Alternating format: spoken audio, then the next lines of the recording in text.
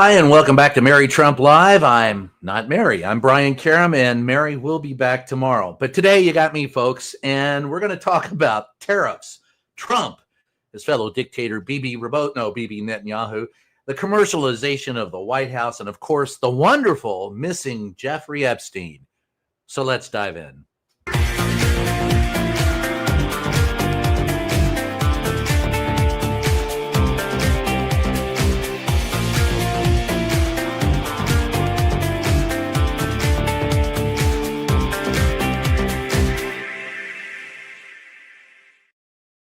Hey there, and thanks for joining us. Let's talk about tacos. No, Trump always chickens out. Sorry. Rings true once again, though, folks.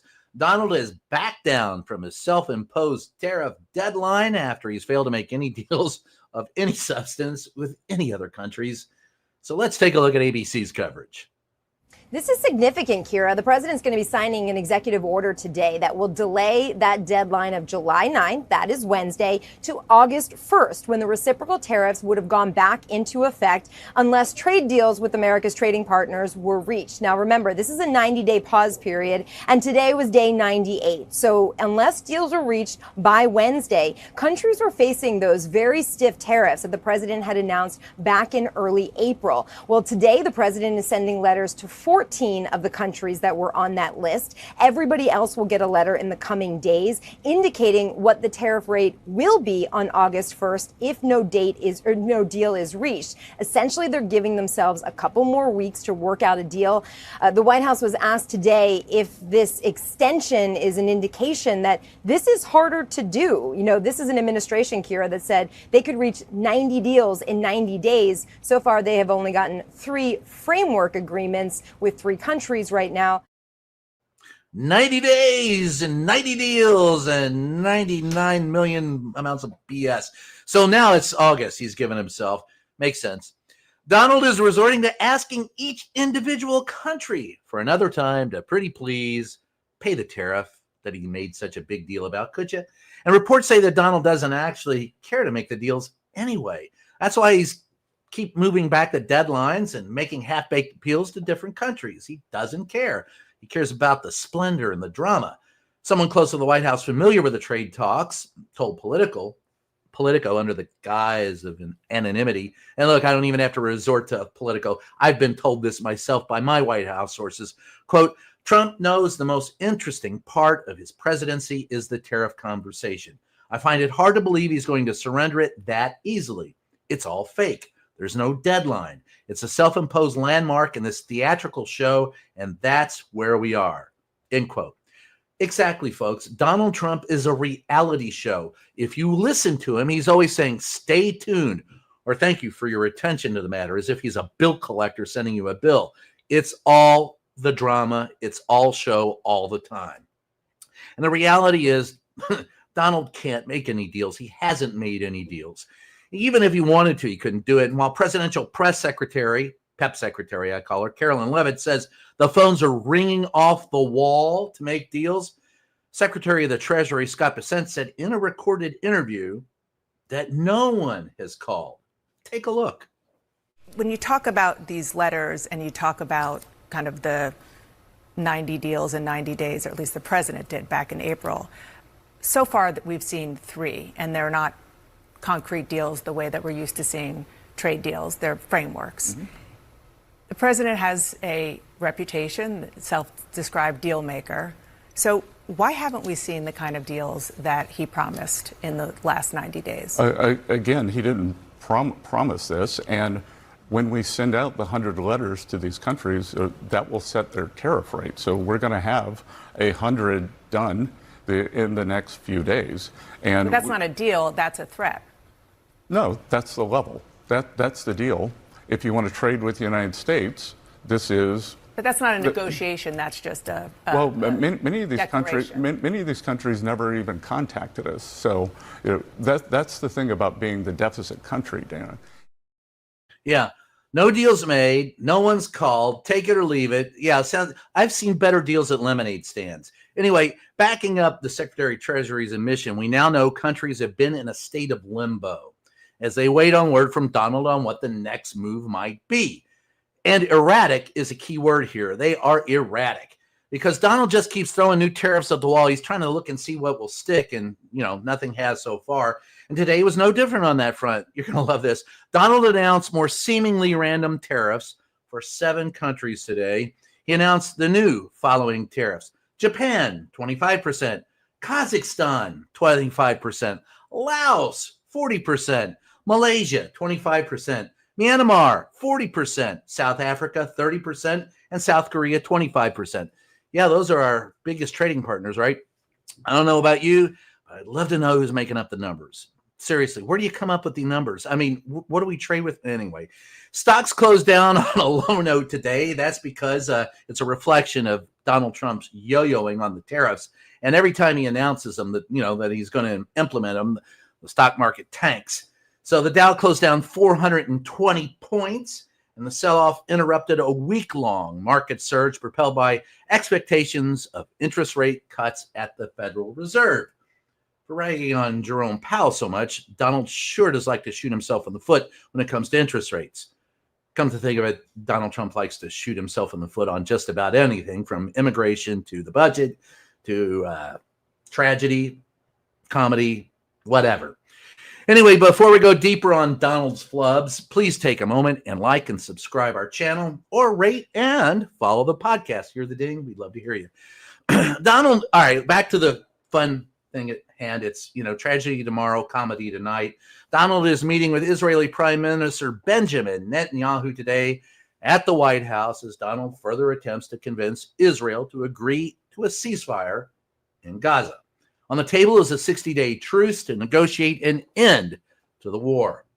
Now, Donald touts himself as a peacemaker and a deal maker and a candlestick maker, for all I know, and says that a truce could be made as early as this week, but he's only escalated the foreign intentions so far, as we've seen, and it's never as simple as Donald says it is. We've seen that as well. Hamas wants a permanent ceasefire. Netanyahu doesn't want Hamas, wants to wipe them out completely. And some experts say the timing could be right for both sides. The New York Times wrote that, quote, Mr. Netanyahu, buoyed by Israelis see as a successful attack in Iran, may now have greater flexibility to make tough concessions in Gaza. Hamas does not want to be blamed by Gazans who have endured nearly two years of deadly attacks and hunger for snubbing a truce. 57,000 people killed in Gaza, 50 remaining Israeli hostages. It does need to end, folks. But guess what? It never had to start.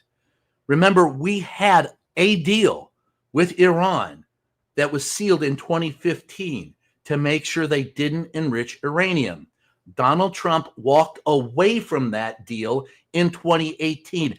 And everything that's followed is because of that decision. This is on Donald. The U.S. is trying to make a Gaza ceasefire more appealing to Netanyahu by offering a bigger prize, right? Normalize relations with Arab countries like Saudi Arabia. That would be a major political win for Netanyahu and for Trump, but there's a catch. Saudi Arabia won't normalize unless the Gaza war ends. And Netanyahu's far-right allies, guess what? They oppose any truce that allows Hamas to survive. That makes it harder for him to make a deal that he wouldn't have to make if we had just kept to the deal we had in 2015. And Netanyahu, what can I tell you? Bibi's going to be a tough sell on another matter, folks. A new nuclear deal with Iran, right? That's what we walked away from. Netanyahu has always been skeptical and doesn't want any agreement he can't control. Donald's the same way, and both of them want that Nobel Peace Prize that the PEP secretary in the White House said today that Donald Trump was nominated for and deserves. It's all garbage. So Donald is cosplaying as a world leader. By God, he's out there and he's loving it. He's a snake oil salesman by night, however, and if you doubt it, look at this. He's been using his presidency to line his pockets. We all knew it would happen. He's hawking everything from horrible sneakers to family-owned cyber coins, hats, shirts, ornaments, Christmas ornaments, you name it, he's hawking it. And on Thursday, he announced his latest scheme. You got to love this. We're going to have a UFC fight. We're going to have a UFC fight. Think of this on the grounds of the White House. We have a lot of land there. We're going to build a little. We're not. Dana's going to do it. Dana's great, one of a kind. Going to have a UFC fight, championship fight, full fight, like 20, 25,000 people. And we're going to do that as part of 250 also. We're going to have some incredible events, some professional events, some amateur events. But the UFC fight's going to be a big deal. Nothing says the United States like a UFC fight, right? Guess what, folks? You're not going to fit 25,000 people at the White House. Ain't going to happen. And here's another thought. Idiocracy was a great movie, but it's not supposed to be a documentary. It was satire. Donald Trump sees it as inspiration. Of course, he does have ties that bind with Dana White, the UFC president. She made significant donations to Trump's campaigns over the years, most notably including a $1 million donation to pro-Trump Super PAC America First in 2016. You got to love that. In return, Donald has allowed White to repair, or helped her to repair, the UFC's image. In 2016, he spoke at the Republican convention. They've long had a quid pro quo relationship, folks. It's not going anywhere. And as more details come out about this, I can't even call it an absurd event at this point in time. It's just ludicrous. It's insane. We'll be following what? The money, because Donald Trump is all about the money. And while Donald loves to desecrate America's capital with cage matches, I mean, why not just put Thunderdome out there? He also loves to profit off of its holidays. On this July 4th, he spammed everyone's inbox with his latest MAGA merch. A Trump 1776 hat. You got it. The email says the hat is 50% off for MAGA patriots and is, quote, now only $25. It dices, it slices, it makes julienne fries, whatever in the hell they are. Anyway, but on the official MAGA gear website, the hate goes for $18, so you could save even $7 more. What do you want? This is Donald Trump at his best. He's hawking merchandise. He's put the American ideal up for sale. And if you read the Constitution, if you ever read the Declaration of Independence, if you ever read what former presidents have said in their oratory and compare it to Donald Trump, you realize that we've been taken by that snake oil salesman who was out in the frontier prairie selling you rattlesnake cures that was really nothing more than cottonseed oil and flax. So that brings me to Donald Trump using the presidency to make himself rich and get out of trouble too. After promising to drop some Epstein bombshells during his campaign, Donald Trump and his new DOJ are now claiming that Jeffrey Epstein, guess what, folks, had no client list and died by suicide after doubting it all. This change of tune, especially after multiple members of the regime have questioned Epstein's death, well, it's interesting, if nothing else, I'll tell you that. And it comes in the wake of Elon Musk claiming that Donald himself was on the Epstein list. Well, sure, you could buy that. He was with Epstein on Epstein's island often. Pam Bondi herself claimed just a few months ago that the Epstein list was sitting on her desk. Take a look. DOJ may be releasing the list of Jeffrey Epstein's clients? Will that really happen? It's sitting on my desk right now to review. That's been a directive by President Trump. I'm reviewing that. I'm reviewing JFK files, MLK files. That's all in the process of being reviewed because that was done at the directive of the president from all of these agencies. So have you seen anything that you said, oh my gosh? Not yet. I guess she just didn't look. So was Bondi lying when she said she had the list then, or is she lying now? Good question. PEP Secretary Caroline Leavitt was asked about the DOJ's new findings as well. Take a look. Caroline, the DOJ and FBI have now concluded there was no Jeffrey Epstein client list. What do you tell MAGA supporters who say they want anyone involved in Jeffrey Epstein's alleged crimes to be held accountable? This administration wants anyone who has ever committed a crime to be held accountable, and I would argue this administration has done more to lock up bad guys than certainly the previous administration. And the Trump administration is committed to truth into transparency. That's why the Attorney General and the FBI Director pledged at the president's direction to do an exhaustive review of all of the files related to Jeffrey Epstein's crimes and his death. And they put out a memo in conclusion of that review. There was material they did not release because, frankly, it was incredibly graphic. Yeah, they're all about transparency and punishing criminals. He's a criminal. Let's be transparent. Why isn't he in prison? Oh, well. Anyway, the regime claims that they're about locking up the bad guys, but that would mean locking up Donald Trump. Seriously. So they're doing everything in their power to wipe away this stain of Epstein. They don't want it around. They're going to pretend it never existed, but it did exist, and we all know it. And you people are the ones that are bringing it out. And look, let me just be as blunt about this as possible. I've asked Trump about this myself on the rope line while we sat there in his first administration and waited for him to join. He would come out. We called it chopper talk, right? Donnie would come out. He'd take a few questions. And I asked him, I said, what about, the Jeffrey Epstein file? And he goes, I knew, at first he didn't know Jeff. And then he said he did know Jeff, but he didn't know him that well. And the most I ever got him to concede was he wasn't as bad a guy as everybody makes him out to be. There's something there, folks. And there's a reason why Elon Musk is holding it over his head. I can't wait to see where it all goes. Good Lord in heaven, it's going to be hilarious. I want to take this moment now. You ready? Our emotional support moment. We've all heard about the healing power of music. At least I have. I play in a band, so I believe in it. But when it comes to animals, music also holds a surprising and powerful healing potential. I kid you not. While animals may not process music the same way we do, look, I did give my bass guitar to my dog and he couldn't play a note, but nonetheless, research and anecdotal evidence suggests that animals can respond to music in ways that promote comfort, relaxation, and even healing. Yeah, and believe me, once you've seen my cat on a trumpet, you'll believe it. Let's watch this report from ABC. 12-year-old UV Agarwal loves music, playing the piano since he was 4. He also loves animals, and after noticing how his music helped calm his restless golden doodle Bozo, he had an idea. Could pets in shelters benefit too? So a couple of years ago, he created a non-profit organization called Wild Tunes with help from his parents. You get volunteers to come and play an instrument or sing for them, and it helps calm them down.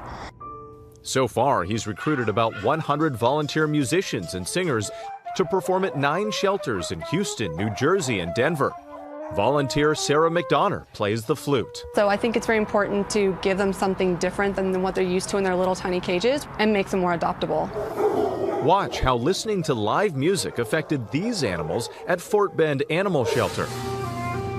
After just a few minutes of playing, they went from excited to more relaxed. Witnessing firsthand the power of music to comfort, UV now hopes to take Wild Tunes nationwide. I want that puppy. And I want to take this moment to stop and ask all of you all if you will stop, and you can send anything you want to please sign up. All right, please sign up. Hit the button below, sign up. You can also catch me on my Substack, Reporter's Notebook at Brian Karam on Substack. And of course, please support Mary Trump Media because she's doing God's work here, folks. With that, I want to take a look at some of the comments that we have. We have a couple of new members, and I want to thank, if I can pronounce it, Arlene Frazier, new member. Thank you for that. Edeltrot Hebrook, new member. Thank you for that. Kendra Usak says, does anyone else wish the orange toddler would just shut his big yop and go away? Yeah. Every day I'm in the White House. I wish. It is the most frustration I've ever had covering the White House. It is impossible to get an honest answer out of anyone when you've had the PEP secretary tell you that the president of the United States created the saying peace through strength. You know that you're someplace you shouldn't ought to be. And that's, to me, the most frustrating thing in the world. So, yeah, I wish he would. But to that point, Kendra, I will also say this Donald Trump is not as energetic as the previous Donald Trump in his first administration. And if you will notice, we do not see him as much as we used to see him. And that's thankful in some regards, but not in others.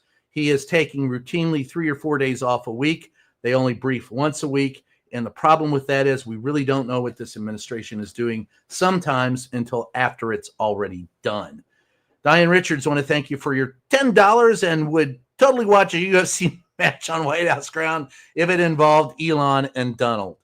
I wouldn't. That would be a short kick to the head and it would be all over with. I just can't for the life of me fathom ever seeing on the White House grounds a UFC match. When you think that the people like Thomas Jefferson dined there, Abraham Lincoln lived there. I mean, Martin Luther King visited and spoke there. All those people of real gravitas, and to have it cheapened as it already has been, and to see it even cheapened more, I will be happy if in my lifetime we get back the gravitas that we had prior to Donald Trump. I'm from Cecilia Brooks. I'm sincerely worried about the concentration camps the orange slime mold wants to build. Alligator Alcatraz is just the beginning. We know he's a petty, cruel bully. Yes. Let me put this in perspective for you. $170 billion for a private army that wears masks, that avoids due process. You know, I've heard people say, well, you can just, if you're a citizen, you just tell them that you're a citizen and they'll let you go. Well, that's called due process. And no, they don't do it. They'll just pop you in a cage and send you wherever they want. They've already said that. And these are concentration camps without due process. If you're merely locking people up, this is a concentration camp. And I will mention briefly that for example, in Texas, where there are 24 families, and this hurts a lot, as a guy who interviewed parents of dead kids for America's Most Wanted for years. This is a horrific time for those people in Texas undergoing those horrific weather. And if you could just give $5 billion of that $170 billion to FEMA, maybe it would alleviate in the future some of the suffering. Now, that's a hard issue to get to, and I want to keep, step lightly because there are families still grieving, and I feel for those families. But Donald Trump has misappropriated funds to ICE. He's building concentration camps and says he will build them across the South. And folks, that's just not what America is about. So yeah, I share your concerns. Wanda Bell, Maxwell had a client list. This came out as part of her plea deal. No kidding. The judge got the list. No kidding. Yes, the DOJ and FBI and her brother who stood by her in court. Everyone's got this list. I'm waiting for Elon to release this list. If his hackers didn't get in there and hack the White House and get that list, I'm going to be deeply disappointed in a guy I'm already deeply disappointed in. But yes, of course, those of us who covered that issue when it first came on the scene, we know what had happened, and we know that Donald Trump is now lying. But that's par for the course with this administration. Everything they say about everyone else is about themselves. When they promise transparency and say they want to punish criminals, that means that only criminals that they disagree with. Remember, they've already given pardons to the Proud Boys and hired one of those who was the most vociferous complainers on Insurrection Day. They've hired him in the government. So it's only the criminals they don't like, and they're never going to release this list. If they get a chance, they won't. Steve Katz, he keeps grifting off his supporters, and they keep giving him their money, but he's really going to clean them out with this bill. So he has to hawk this shit now before there's no money left. Well, someone asked me one time, why is Donald Trump a grifter? Why does the sun rise in the east? Because that's what Donnie is, and that's what he does. He's a grifter, and he grifts, and that's never going to change. And if you don't recognize that now, you're the mark. Plain and simple. Jacqueline, anyone got brain fog from resisting the lies? I'll tell you what we do have. I wrote a column after about the first year of the first administration where I called it the 1,000-yard stare, the stare that combat veterans had in Vietnam and World War II after being in combat for so long, just a wide open stare, and can't even vocalize words at some point in time. Well, Most of my friends in the White House press briefing room today have that, and it's only been 5 days. We still have 1,293 days left to go of this nonsense, and I'm already seeing the 1,000-yard stare from my colleagues. Jay Anderson, there is no Department of Justice anymore. It's Pam, who is merely the chemical blonde mouthpiece for Stephen Miller. Well, what do you want me to do? Disagree? Stephen Miller is the Nazi in the woodshed, and he is absolutely one of the biggest problems in this White House. And all of the immigration problems stem from him. And he has Donald Trump's ear. He is also one of the few people that has unlimited privileges to the Oval Office. He always manages to get in the last word in meetings. This is from my contacts in the White House. So he always has Donald Trump listens to him. And so he is, what can I tell you? Marina Osinski, I hope I pronounced that right. Membership, proud to be a member for a month. Well, thank you, Mariana, for being a member for a month. And we want to thank all of you for joining us. It's important for you to remember that there are options other than what you see in corporate media today. There are people trying to tell the stories, vetted factual information, and Mary Trump Live is one of those who's trying to break it down for you. And we certainly appreciate you all being here. We love you being here, and I want to thank you personally for taking the time to spend with me today. It's always a joy to be with you all. And with that said, I guess we come to the end of the show, unless there's anybody else that wants to comment. Otherwise, thanks for joining us, and we'll catch you next time.